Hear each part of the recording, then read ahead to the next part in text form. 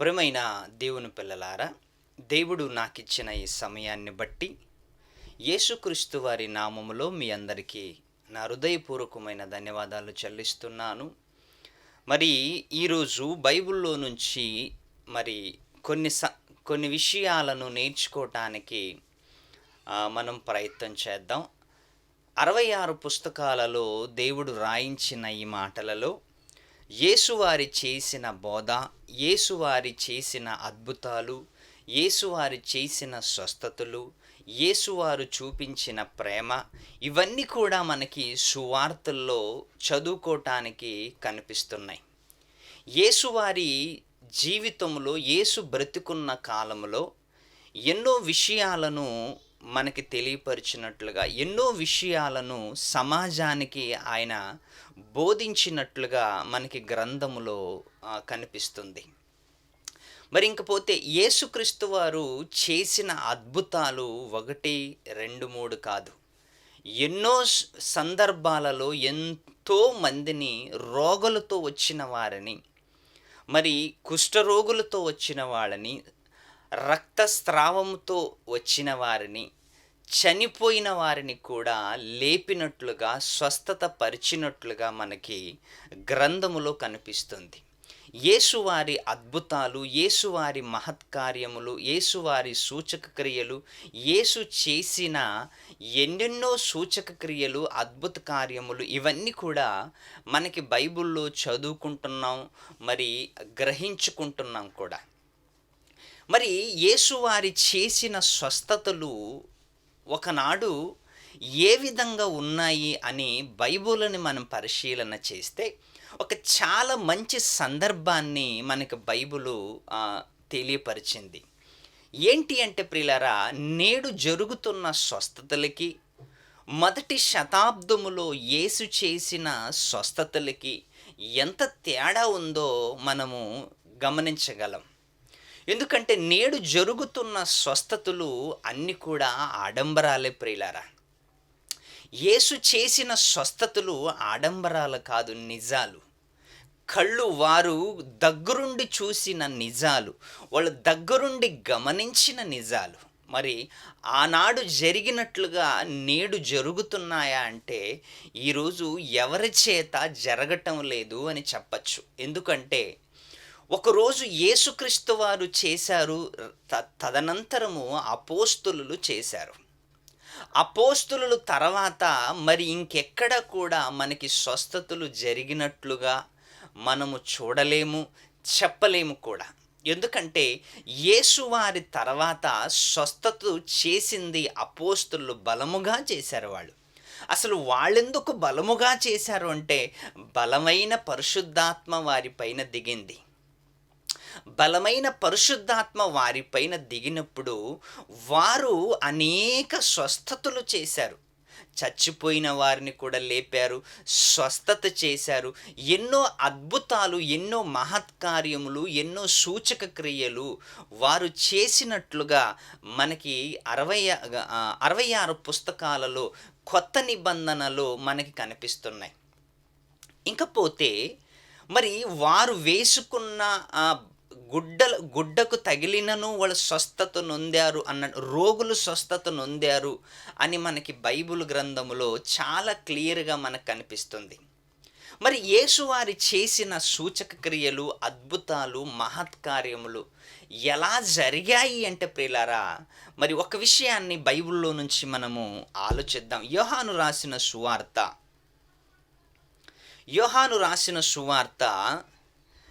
5వ అధ్యాయము 8వ వచనము 9వ వచనాన్ని మనం చదువుకోగలిగితే అసలు యేసుక్రీస్తు వారు చేసిన స్వస్థత ఎలా జరిగింది, ఎంత స్పీడుగా జరిగింది అన్నదే ఇక్కడ మన పాయింట్.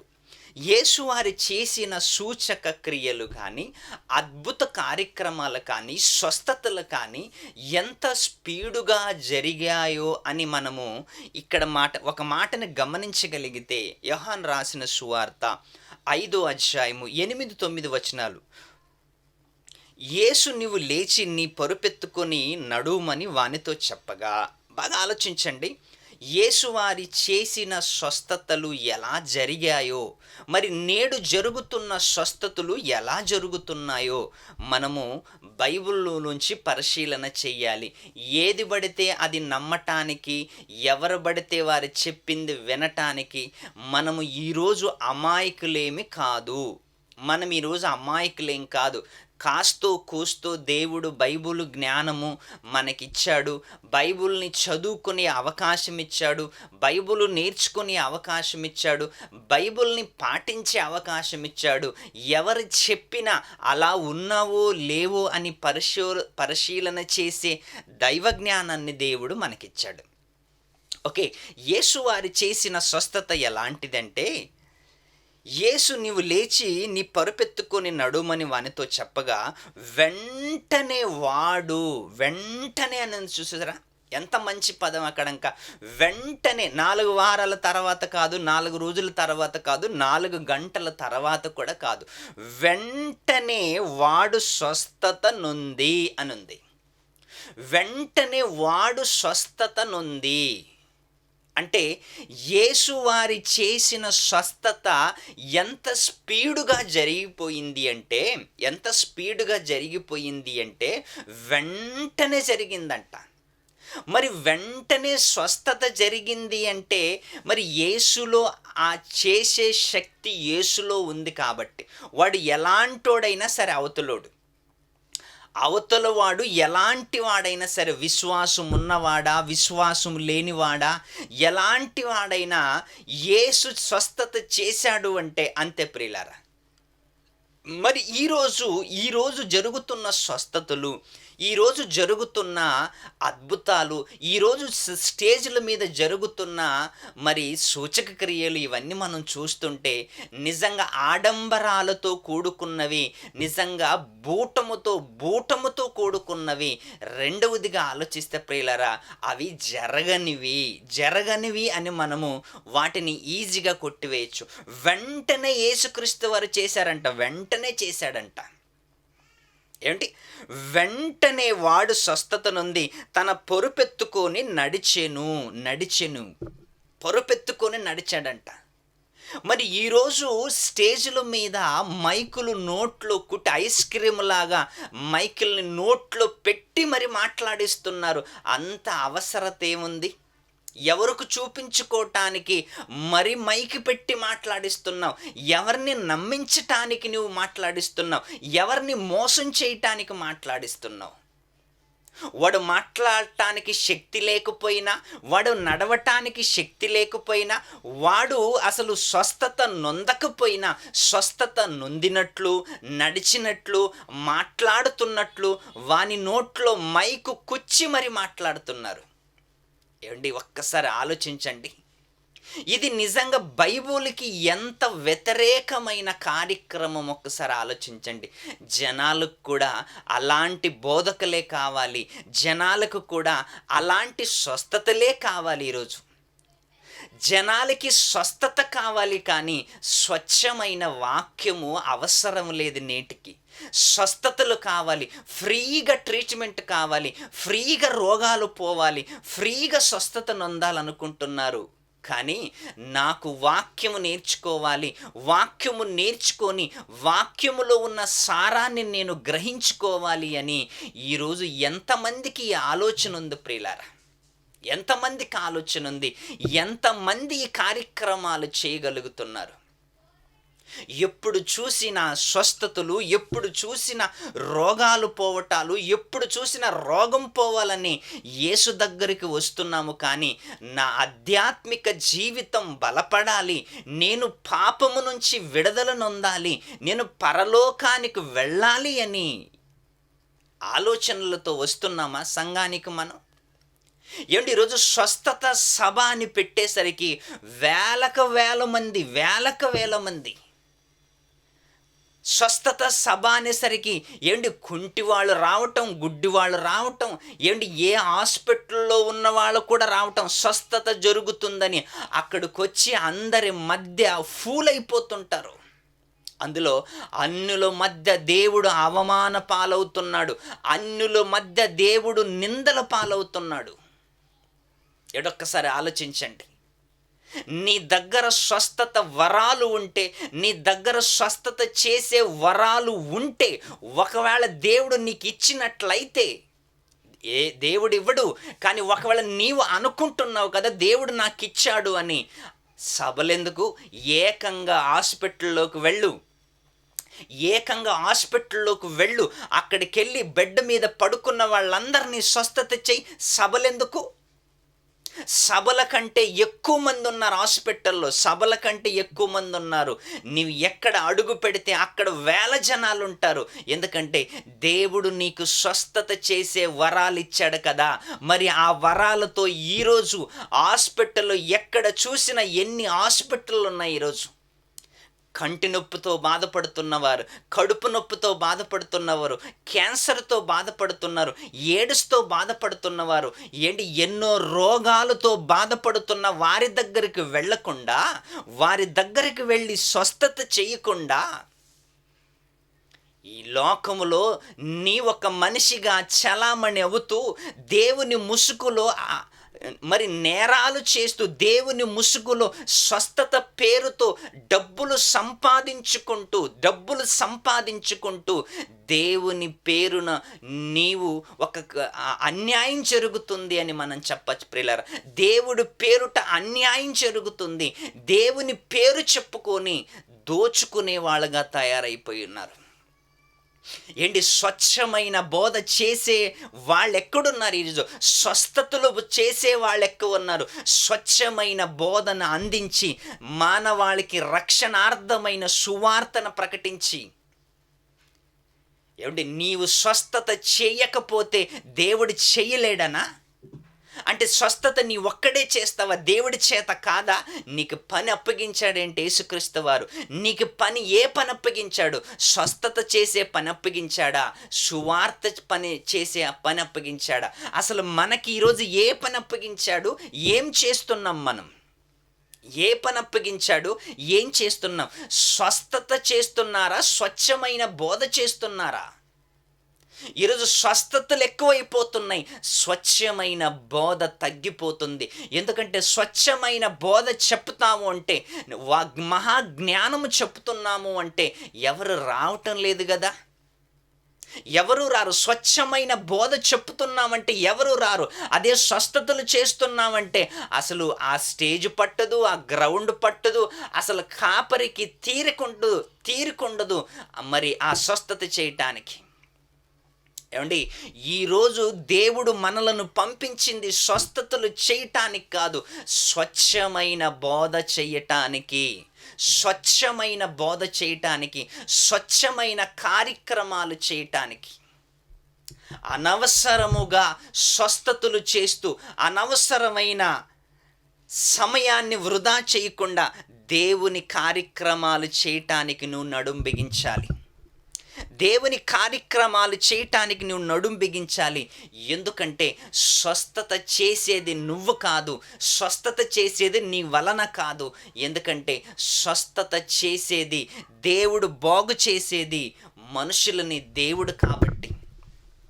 అందుకే ఒక మంచి మాట బైబిల్ గ్రంథములో మనకి కనిపిస్తుంది. ద్వితీయోపదేశ కాండాన్ని చదువుకుందాం. చాలా మంచి మాట, దేవుడు వ్రాయించిన మాట చదువుకుందాం. ద్వితీయోపదేశ కాండం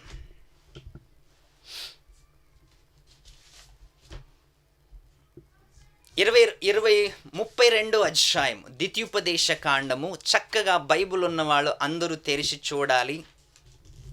32 అధ్యాయము 39 వచనాన్ని మనం చదువుకుందాం. 32 అధ్యాయము 39 వచనం. బైబిల్లో ఎంత చక్కగా దేవుడు మాట్లాడుతున్నాడు. స్వస్థత జరగటానికి, స్వస్థత చేయటానికి బైబిల్లో ఏమని మాట్లాడుతుందో ఒక్కసారి చదువుకుందాం మనం. 39 వచనం. ఇదిగో నేను నేనే దేవుడును, ఇదిగో నేనే దేవుడును, నేను తప్ప వేరొక్క దేవుడు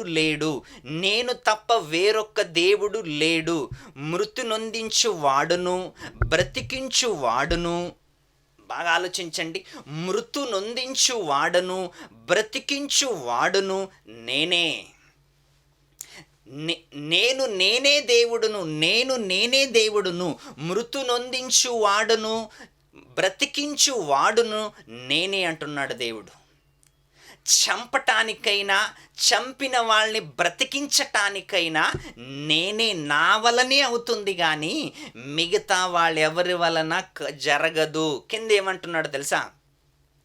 గాయపరుచువాడును, స్వస్థత పరుచువాడును నేనే, మృతు నొందించేవాడును నేనే, మరి మృతులో నుంచి లేపేవాడును కూడా నేనే, గాయపరుచువాడును నేనే, గాయపరిచిన దానిని, ఆ గాయమును బాగు చేసేవాడును కూడా నేనే.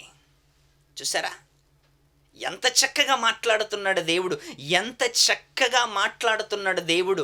మృతి నొందించువాడును నేనే, బ్రతికించేవాడును నేనే, ఏమిటి గాయపరుచువాడును నేనే, స్వస్థపరిచేవాడును కూడా నేనే. అంటే స్వస్థత జరగాలి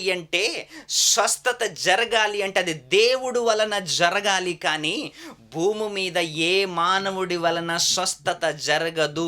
ఎందుకంటే యేసు తర్వాత, అపోస్తులుల తర్వాత ఇంక పరిశుద్ధాత్మ ఎవరిపైన వరాలు కుమ్మరించలేదు, ఎవరికి స్వస్థత పరిచే అధికారం కానీ అర్హత కానీ ఎవరికీ లేదు. స్వస్థత పరిచే అర్హత, అర్హులు ఎవరు కాదు ప్రియులారా. మరి అందరూ ఏం చెయ్యాలని అడుగుతున్నావా?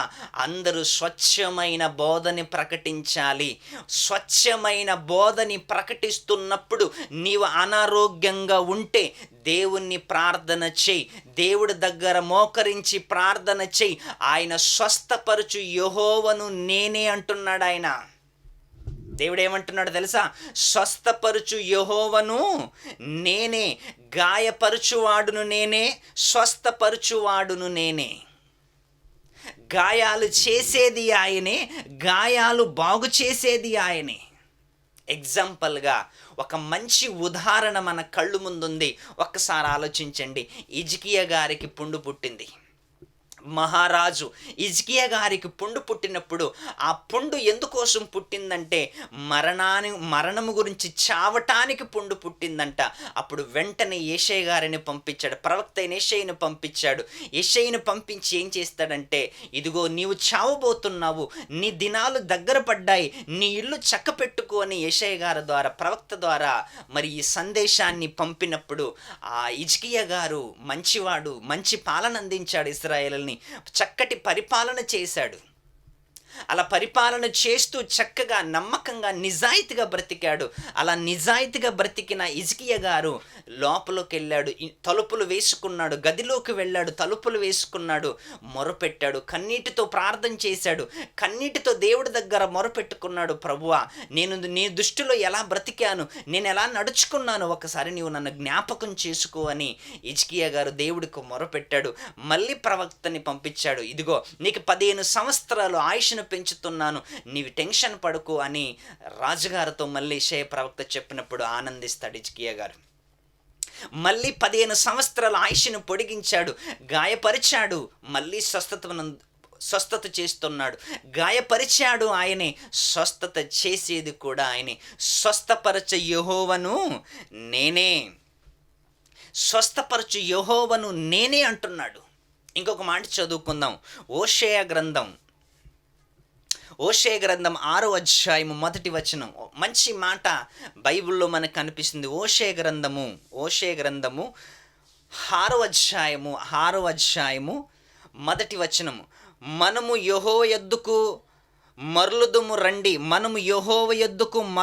రండి, ఆయన మనలను చీల్చివేసినను ఆయనే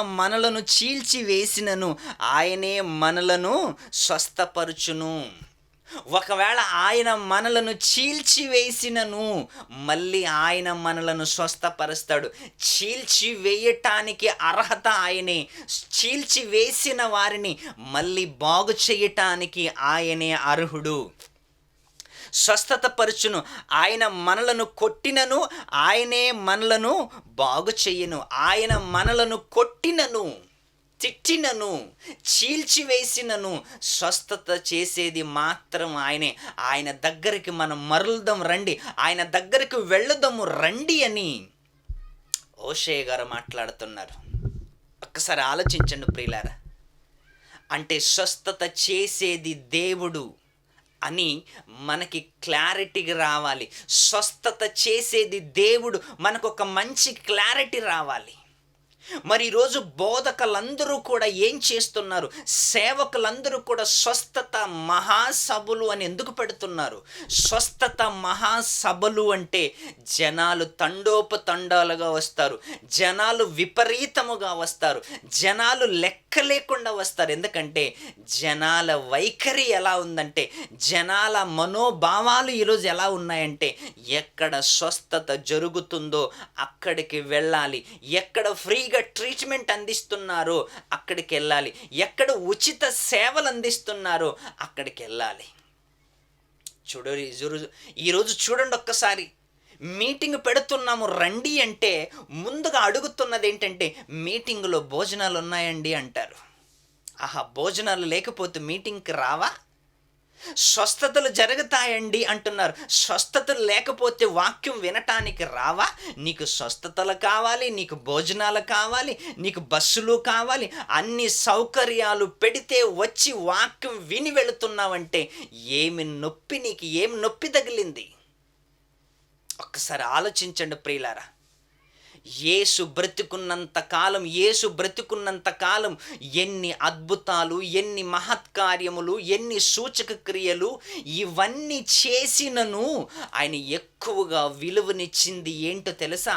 సంపూర్ణమైన పని చేయటానికి, తండ్రి తనకి అప్పగించిన పని చేయటానికి, తండ్రి తనకిచ్చిన బాధ్యతను పూర్తి చేయటానికి. స్వస్థతలు వెనకాల పరిగెత్తలేదు. ఏదో వచ్చిన వారికి స్వస్థత చేశారు కానీ స్వస్థత స్వస్థత స్వస్థత అంటూ యేసుక్రీస్తు ప్రకటించుకుంటూ తిరగలేదు.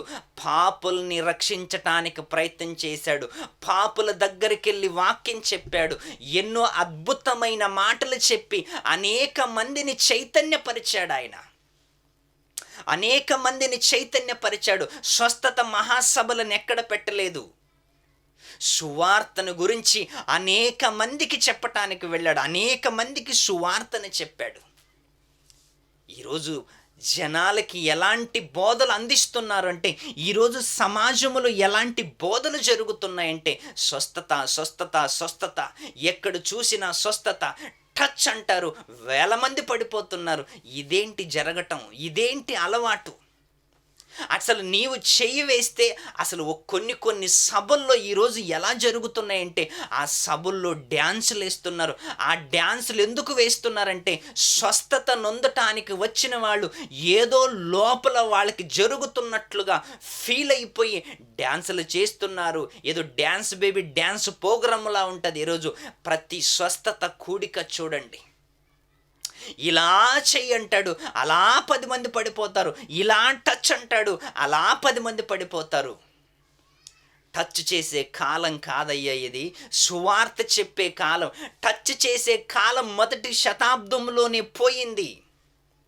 ఇదే కాలం 22వ శతాబ్దం, 22వ శతాబ్దంలో మనం ఉన్నాము. ఈ 22వ శతాబ్దంలో స్వచ్ఛమైన వాక్యాన్ని చెప్పాలి కానీ స్వస్థతకి జనాలని అలవాటు చేయకూడదు. అపోస్తలులు చేశారు, యేసుక్రీస్తు చేశాడు. వాళ్ళు చేసిన తర్వాత ఇంకెవరికి అధికారం ఇవ్వలేదు. దేవుడు చెప్పిన దానిని చెయ్యకుండా మీరు సర్వలోకమునకు వెళ్ళి సర్వ సృష్టికి సువార్తను ప్రకటించండి ఆ కార్యక్రమాలు చేయకుండా లేనిపోని కార్యక్రమాలు పెట్టుకొని రండి స్వస్థత చేస్తాం, భారం మోసుకుంటున్న సమస్త జనులారా మా దగ్గరకు రండి, కడుపు నొప్పి తగ్గిస్తాం, జ్వరమా తగ్గిస్తాం, రోగాల తగ్గిస్తాం, పిల్లలు పుట్టడం లేదా పుట్టిస్తాం. ఏంటి అనౌన్స్మెంట్ చేస్తున్నారు? ఏంటి అనౌన్స్మెంట్ జరుగుతున్నాయి ఈరోజు?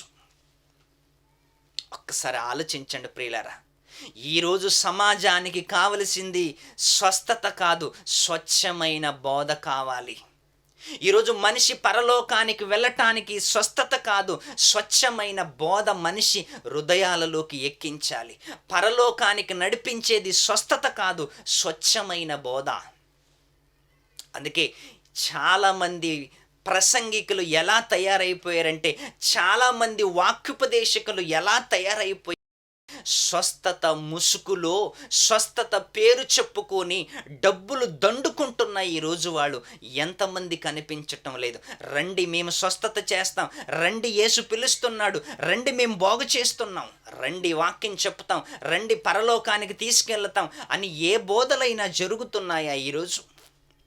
ఏ ఒక్కడైనా బోధ చేస్తున్నాడా? స్వస్థత మహాసభలు, తండోపతండాలుగా జనాలు వస్తున్నారు, అందరినీ లైన్లో నిలబెడుతున్నాడు, అందరినీ టచ్ అంటున్నాడు. వాక్యం చెప్పి మార్చటానికి చేత కాకపోతే ఇంట్లో కూర్చొని బైబిల్ నేర్చుకో. వాక్యం చెప్పి మనుషుల్ని మార్చటం చేత కాకపోతే ఇంట్లో వాక్యం చదువుకుంటూ కూర్చో, వాక్యాన్ని బాగా నేర్చుకో. అలాంటి విడిచిపెట్టి నేను స్వస్థత చేస్తాను, నాకు దేవుడు స్వస్థత వరాలిచ్చాడు, దేవుడు నాకు స్వస్థత వరాలిచ్చాడు అని శకరలబలబలు అంటున్నావేంటి? ఒక్కసారి ఆలోచించు. అసలు ఏంటి భాష ఇది? అసలు ఏ భాష ఇది? ఎవరికి అర్థమవుతుంది భాష ఇది? ఎవరు నేర్పించారో నీకు భాష ఇది?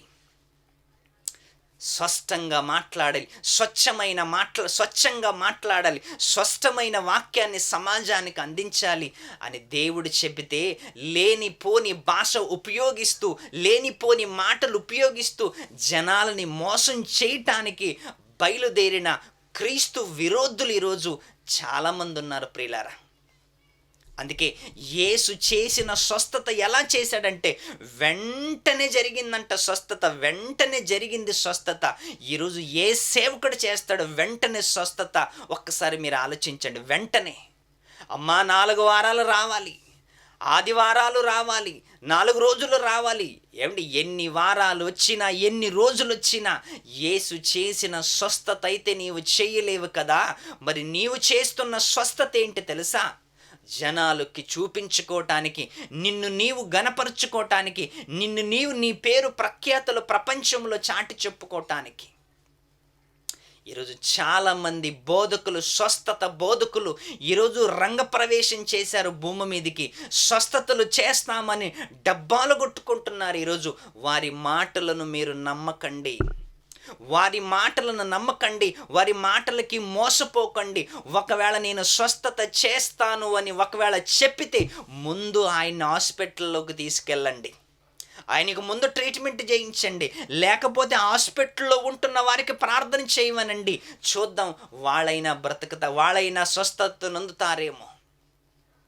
ఒకసారి ఆలోచించండి ప్రియులారా. ఈ మాయ మాటలతో, ఈ స్వస్థత బోధలతో సమాజంలో రంగప్రవేశం చేసి, ఈ సమాజంలో ప్రవేశం చేసి జనాలను అనేక మందిని మోసం చేస్తున్న స్వస్థత బోధకులందరికీ బైబిల్ ఇస్తున్న హెచ్చరిక ఏంటి తెలుసా? స్వస్థపరచు యెహోవాను నేనే, గాయపరచువాడును నేనే, గాయాలను బాగు చేసేవాడును నేనే, చీల్చేవాడును నేనే, చీల్చిన దానిని మళ్ళీ కట్టువాడును నేనే. ఏంటి, యేసు వారి చేసిన బోధ కూడా అదే, అపోస్తులు చేసిన బోధ అదే.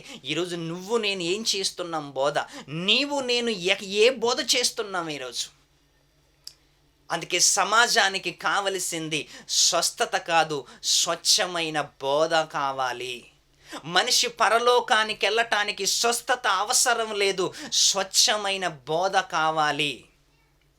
ఏమిటి, లాజరు కురుపులతో నిండి ఉన్నాడు, ఏమిటి ఆరోగ్యం బాగలేదు, అయినా పరలోకానికి సంపాదించుకున్నాడు. ఈరోజు అనారోగ్యంగా ఉన్న పర్వాలేదు, దేవుడి కోసం బ్రతుకు. ఆరోగ్యంగా ఉండి నువ్వు దేవుడికి దూరం అవటం కంటే అనారోగ్యంతో దేవుడికి దగ్గరవ్వు.